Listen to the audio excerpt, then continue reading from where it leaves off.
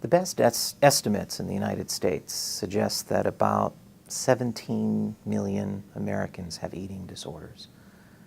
About 1 million have anorexia. That is the least common eating disorder, even though it has a lot of public attention. About 2 to 2.5 million people have bulimia nervosa, and then a lot more have something that we call eating disorder not otherwise specified, ed-nos. 7 million have ed-nos.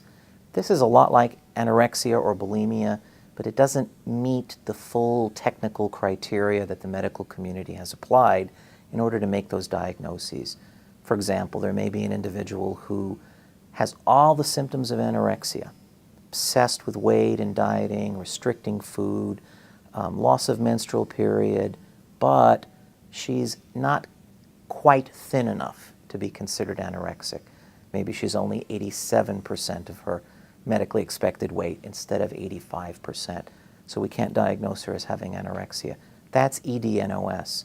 Another 7 million people have what is known as binge eating disorder, where individuals eat very large amounts of food. They've lost their sense of control over eating, and they're very distressed emotionally about the behavior that they've lost control over. In addition to these 17 million people, I believe that there may be as many as 50 million Americans who are struggling with a phenomenon that we are now calling emotional eating. These are individuals who yo-yo diet or chronically diet, so they have the medical consequences and all the psychological confusion that goes along with that. Individuals who eat for emotional reasons. They eat compulsively, they eat to forget their feelings or to soothe their feelings. There's a large group of Americans who are in conflict with their bodies and who are very conflicted about food.